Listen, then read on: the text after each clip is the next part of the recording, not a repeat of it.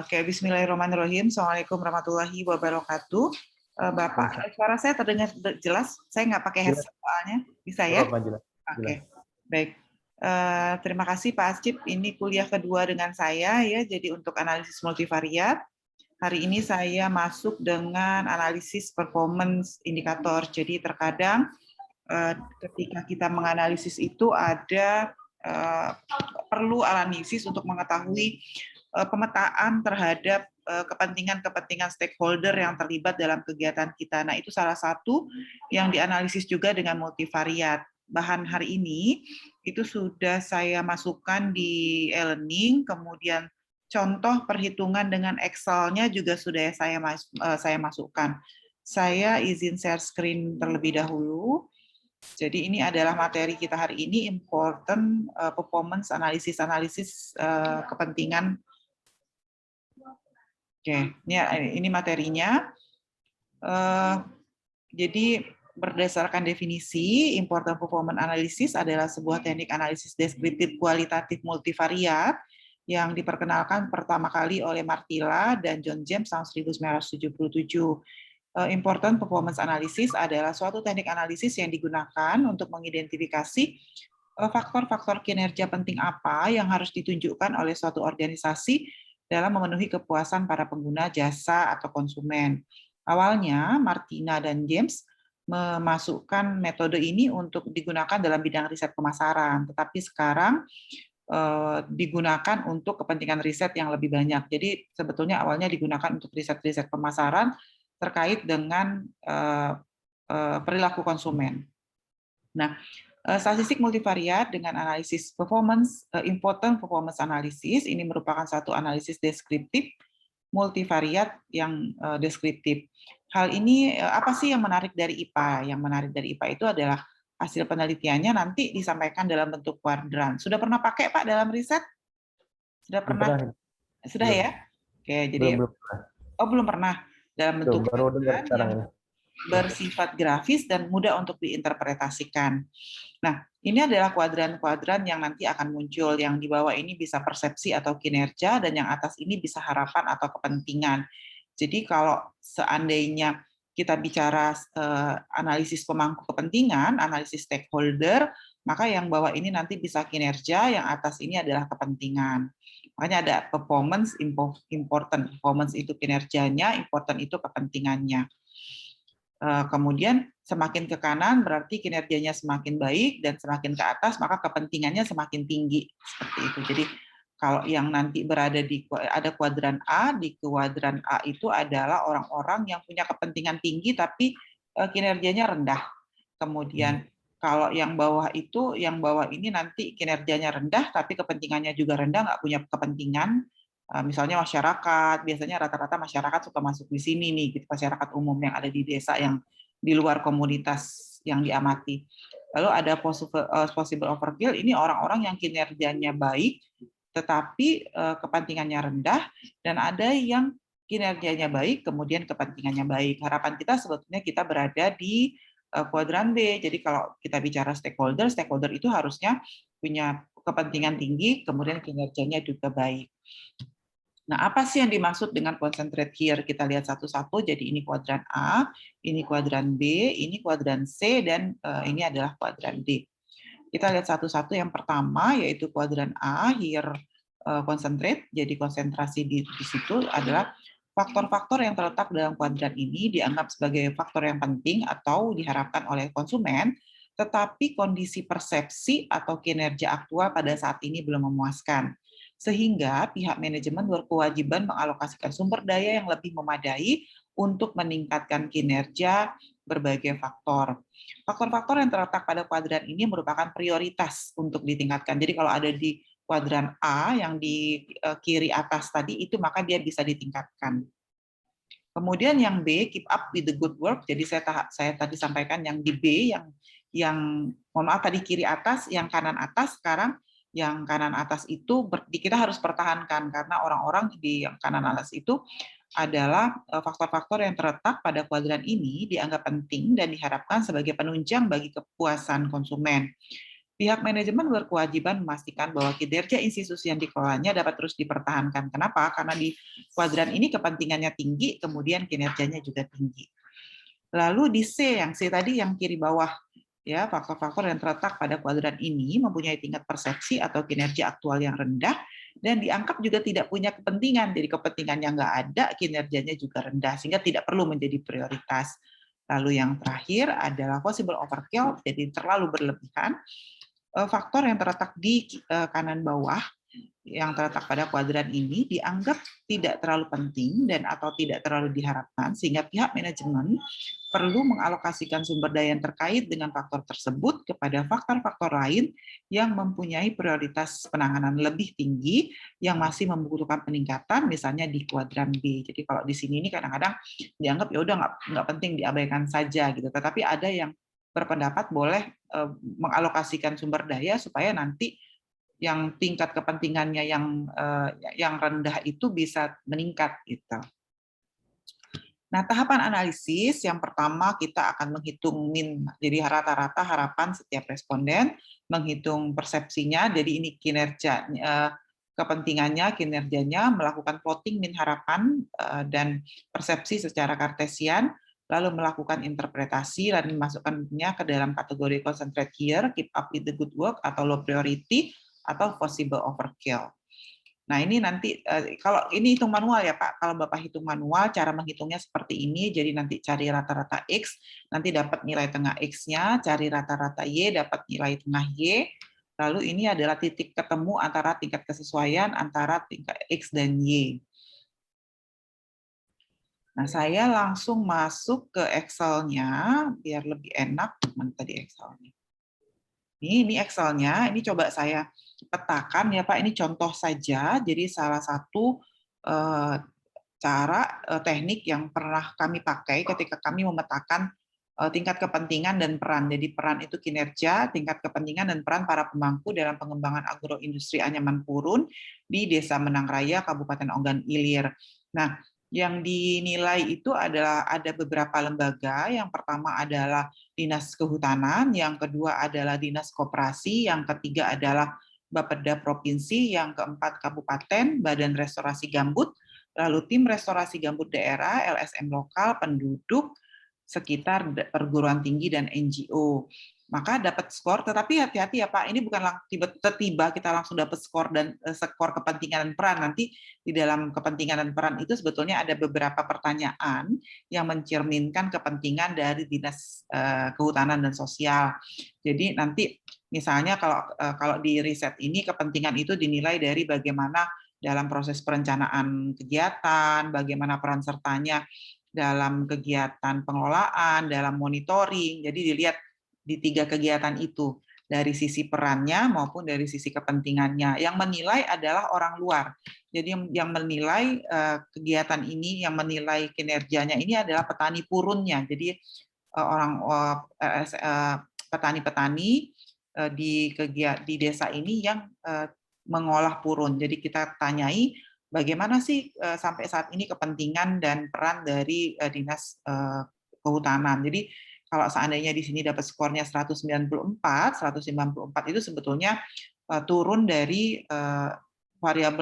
variabel yang ada indikator-indikatornya. Sebetulnya seperti itu. Jadi ini Pak. Jadi ada skor kepentingan, ada skor peran dari sisi perencanaan, pelaksanaan, dan monitoring. Sehingga nanti kita dapatnya 194. Ya Pak ya? Saya ikutin sampai sini Pak? Oke, lanjut. Ya. Kemudian dari sana kita cari titik tengahnya tadi, ini F4 ya Pak, ini F4. Jadi di sini tadi ada peran, ada kepentingan. Peran itu adalah rata-rata dari L4, rata-rata dari ini L4, rata-rata dari skor kepentingan itu adalah L4. Yang cari X, Y bar sama X bar tadi. Ini 48,67 itu dapatnya dari rata-rata skor peran yang dari sisi variabel perencanaan, pelaksanaan, dan dari sisi monitoring. Jadi kita pindahin ke bawah sini. Lalu kita dapat nilainya, ini ada masing-masing nilainya. Kalau nilai totalnya 194, rata-ratanya 64. Kalau Dinas Koperasi, Kepentingannya itu nilai skornya 113, rata-ratanya 37, sementara perannya hanya 106. Ini udah mulai kelihatan sebetulnya. Perguruan tinggi nih, kepentingannya rendah 96,5 kayaknya ya kalau dilihat sekilas, tetapi kinerjanya perannya tinggi 157, NGO kepentingannya tinggi, perannya 97.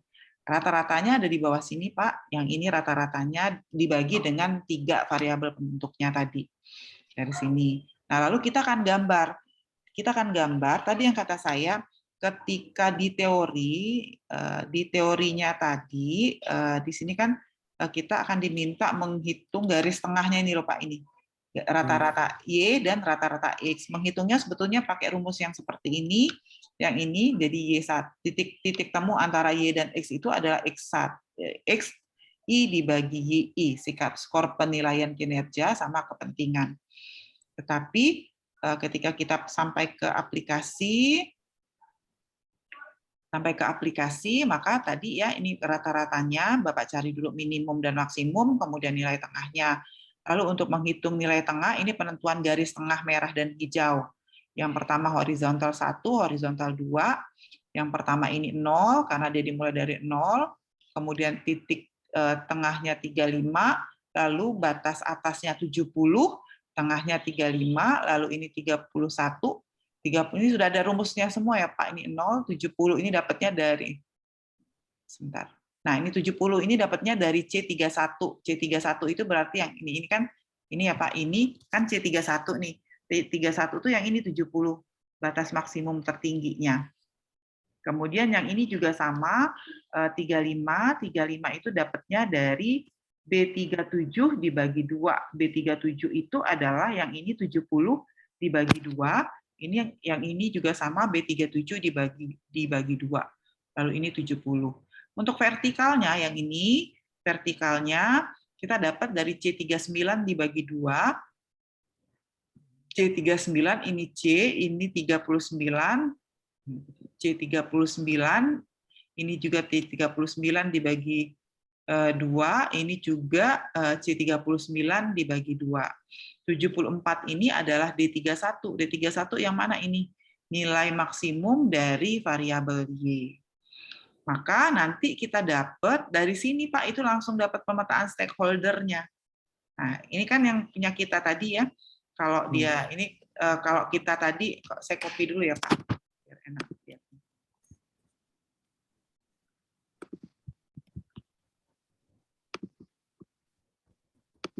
Sekarang yang kelihatan Excel bukan Pak?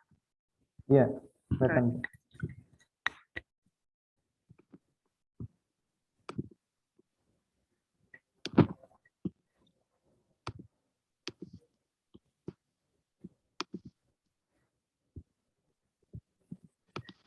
Ya, Pak. Jadi yang menjadi player, pemangku kepentingan yang player itu ada di kuadran B tadi, Pak. Yang kuadran B ini adalah subjek yang akan kita kenai gitu ya. Kemudian ini hanya kerumunan orang-orang yang tidak jadi prioritas, dan ini content settersnya. Jadi orang-orang yang sebetulnya bisa kita tingkatkan gitu kepentingannya supaya nanti bisa jadi player dalam kegiatan pemangku kepentingan forum. Nah, ketika kita nah, mana tadi? Aduh dulu ketimpa dia. Nah ini, nah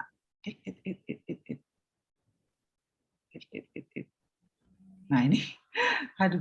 Nah ini Pak ya. Jadi kalau kita lihat di sini, kita bisa lihat nanti nilainya, misalnya BRG itu ada di sini. Jadi semua itu jadi player kecuali untuk NGO. NGO itu adanya di atas kuadran. Di atas, di dalam kuadran A. Kuadran A, Pak. Ini NGO kuadran A. Mungkin agak gedein dikit kali ya. Nah, itu. NGO itu persis ada di batas kuadran A dan B. Bapeda itu juga ada di kiri. Ya, jadi orang-orang yang dalam tanda kutip sebetulnya kepentingannya tinggi. Ini menarik nih sebetulnya, Bapeda Kabupaten, Dinas Koperasi Kabupaten, Bapeda Provinsi, NGO. Itu ternyata kepentingannya semua tinggi, tetapi kinerjanya rendah dari riset ini. Terbalik dengan perguruan tinggi itu kinerjanya tinggi, tetapi kepentingannya rendah. Nah, kemudian tapi kalau Dinas Kehutanan Provinsi, kemudian koperasi ya, kemudian TRGD itu semuanya BRG semuanya ada di kanan, ada di kuadran 4 sebagai key player. Jadi apa yang bisa kita ambil, kita simpulkan. Yang pertama Pak, misalnya untuk kontes center, siapa sih yang sebetulnya akan menjadi subjek, ini bukan content setter, ini player ya Pak, tolong nanti dirubah. Jadi orang-orang yang player gitu untuk pengembangan agroindustri Purun itu adalah BRG, TRGD, Dinas Kehutanan Provinsi, dan masyarakat. Kemudian kenapa masyarakat? Karena di daerah ini hampir semua masyarakatnya tuh pengrajin purun gitu. Jadi tidak ada yang di luar komunitas. Sehingga mereka ini akan berfungsi sebagai key stakeholder-nya. Lalu contest setter sebagai supporting stakeholder-nya siapa? Perguruan tinggi tadi gitu, yang kalau seandainya ditingkatkan bisa bisa ikut jadi player gitu, tidak hanya sekedar menonjolkan kinerja tapi bisa punya kepentingan gitu. Jadi tidak hanya sebagai penyedia teknologi inovasi gitu, tapi tetap bisa ambil ikut bagian di dalam agroindustri Purun. Kemudian untuk followernya siapa aja ya sementara ini gitu, kalau dari hasil riset kita itu, karena dia subjek itu kan harusnya jadi malah yang dibina kalau dalam konteks ini, tapi kalau di riset ini saya kelompokkan jadi follower gitu. Siapa saja followernya yang cuma ngikut-ngikut kira-kira gitu, itu Bapeda Provinsi, dinas kabupaten, dinas koperasi ya, kemudian NGO, lalu ada Bapeda Kabupaten yang sementara ini dari hasil riset kami ini menunjukkan sebagai follower stakeholder, hanya mengikut saja. Jadi tetapi motornya itu sebetulnya yang paling tinggi kalau dalam konteks Purun itu sebetulnya di sini adalah BRG dan TRGD. Ya, yang kinerja agro ininya paling baik. Nah, ini bisa jadi salah satu alternatif alat analisis, Pak, ketika nanti Bapak menyelesaikan disertasi, atau tidak, kalau misalnya tidak ada kaitan sama disertasi, ketika nanti memerlukan alat analisis terkait dengan bagaimana kita memetakan kepentingan dan kinerja. Yang dipetakan itu tidak hanya stakeholder ya, tapi bisa individual orang gitu ya, bisa misalnya kita melakukan penilaian terhadap kinerja pegawai juga bisa, kemudian bisa institusinya, jadi bisa banyak sebetulnya yang dinilai kinerja kepentingannya ini. Silakan Pak, kalau sampai sini jika ada yang ingin ditanyakan. Bu, kalau saya lihat barangkali izin ini kelihatannya kita menggunakan KPI-nya sama Bu ya. Kita asumsikan KPI untuk ke-10 lembaga ini sama berarti. Betul. Planning, kemudian pelaksanaan dan monitoring. Sedangkan kan pada faktanya bahwa setiap lembaga kan memiliki KPI tersendiri. Misalnya BRG misalnya dia punya KPI yang ingin dia capai terkait dengan masalah Purun misalnya begitu kan. Nah, apakah ketika kita kemudian memiliki KPI yang berbeda, apa itu bisa kita ini kan, atau tetap kita harus mengasumsikan bahwa semua lembaga yang kita teliti itu KPI-nya sama itu. Dalam hal ini misalnya perencanaan, pelaksanaan dan monitoring kan gitu. Betul. Jadi kayak perguruan tinggi, betul, itu jadi salah satu juga kayak perguruan tinggi. Sebetulnya kalau perguruan tinggi kan sebetulnya tidak banyak di perencanaan dan monitoring, mungkin di pelaksanaan kan gitu. Itu juga bisa jadi bahan evaluasi. Tetapi ketika kita memetakan riset, maka kan 3 indikator-indikatornya harus sama gitu loh Pak. Atau kalau toh nanti Bapak mau, mungkin bisa saja misalnya di Dinas Kehutanan berarti nanti poin-poin indikator yang dipakai untuk menilai kepentingan dan peran Dinas Kehutanan itu dibedakan. Boleh sih sebetulnya dalam riset. Jadi pertanyaan, tapi akan menjadi dalam tanda kutip ya Pak, berarti kan nanti akan banyak sekali pertanyaan yang harus Bapak buat terkait dengan spesifikasi tugas dari masing-masing instansi. Seperti itu Pak kira-kira. Jadi boleh saja, tapi nanti di sininya akan berbeda, maka nilainya saya tidak tulis perencanaan seperti yang di atas ini. Kenapa? Karena pertanyaan untuk setiap dinas itu akan beda-beda. Maksud saya kalaupun misalnya nanti kita mencoba dengan menggunakan KPI yang berbeda, ketika kita melayout misalnya, menindihkan antara KPI-nya si katakanlah dinas kehutanan, dinas koperasi, mungkin nanti ada semacam irisan-irisan Bu, yang itu menjadi semacam titik temu dan kepentingan dari semua lembaga. Misalnya katakanlah mungkin bisa jadi dinas kesehatan punya KPI yang sama dengan dinas koperasi. Karena kita kan udah tahu sebetulnya KPI kehutanan apa sih tanda kurun, kemudian LSM apa sih tanda kurun begitu kan. Tapi begitu kita coba men-layout antara masing-masing KPI mereka, kita tumpukan begitu, mungkin nanti ada irisan yang kalau kita petakan ke apa namanya matrik tadi, kita akan tahu dia berada pada di median berapa, mungkin begitu kira-kira. Bisa nggak kira-kira begitu? Supaya kita bisa mewakili semua KPI yang mereka punya. Karena kalau ini kita mengasumsikan semua stakeholder tuh punya KPI-nya sama. Sedangkan kan actual-nya kayak perguruan tinggi mungkin dia lebih ke risetnya saja atau untuk development saja, tapi dia untuk pelaksanaan itu kan di level para petani purun, bukan di level perguruan tingginya. Atau misalnya untuk yang UMKM kan dia berkepentingan untuk mendorong menggerakkan usaha mikro makronya, ya dia berkepentingan dalam tahapan pelaksanaan, misalnya Bapeda dalam tahap perencanaan, kemudian misalnya restorasi dalam konteks bagaimana menjaga ekosistem purunnya misalnya gitu itu Bu. Kira-kira bisa nggak mengarah ke situ Bu? Kira-kira? Bisa Pak. Jadi bisa. Jadi untuk riset pengembangan, saran Bapak tadi bisa jadi dasar untuk riset pengembangan gitu. Jadi salah satu yang dibahas dari penelitian ini adalah bahwa kita juga perlu hati-hati misalnya kayak perguruan tinggi mungkin saja kepentingannya rendah karena memang perguruan tinggi perannya tidak banyak di perencanaan, di pelaksanaan, di monitoring seperti itu karena perguruan tinggi kan hanya sebagai dalam konteks pengembangan agroindustri purun kan supporting system kan sebetulnya seperti itu, makanya kinerjanya tinggi. Tetapi karena mungkin perguruan tinggi sering hadir di sana, terus akhirnya mereka menilainya kinerjanya tinggi gitu, tapi nggak punya kepentingan apa-apa gitu. Jadi betul, jadi bisa jadi masukan Pak. Ya kayak di sini saya lihat ada anomali misalnya LSM, dia berada pada apa namanya pada kuadran apa tuh namanya yang sebelah kanan atas Bu ya, yang kinerjanya tinggi, kemudian kepentingannya juga tinggi gitu kan. Kalau kita tahu actually bahwa kalau LSM itu NGO itu lebih sifatnya monitor saja. Dia tidak melaksanakan, dia tidak merencanakan gitu kan, hanya dia memonitor saja aktivitas daripada apa namanya di lapangan itu. Tapi di sini saya lihat apa namanya memiliki value-nya cukup ini juga gitu. Ya, di sini karena betul Pak, izin Pak, LSM yang diamati ini Purun Institute. Jadi Purun Institute ini memang hadir betul di sana. Jadi memang mereka tuh ikut merencanakan, jadi memang betul-betul ada di sana gitu. Makanya jadi ketika dia dinilai itu nilainya ada di atas, ada di kuadran. Jadi itu. Tetapi dan tanda kutip LSM yang kita lihat selama ini gitu kan, hanya monitoring. Tapi kalau yang NGO-nya di sini Pak posisinya Pak. Oh. Ibu tidak bedakan antara NGO dengan LSM Bu ya? LSM itu maksud kita sebetulnya kalau di dalam riset ini sebetulnya Purun Institute-nya. Jadi yang memang betul-betul langsung hadir di sana. Oke, Bu, bagus untuk Tapi terima kasih juga Pak masukannya, jadi bisa jadi pertimbangan untuk pengembangan riset ke depan. Jadi betul bahwa kita tidak bisa menyamakan penilaian kepentingan dan peran sama untuk semua dinas karena memang tupoksinya masing-masing beda gitu ya. Jadi ini akan jadi dasar evaluasi juga ke depan.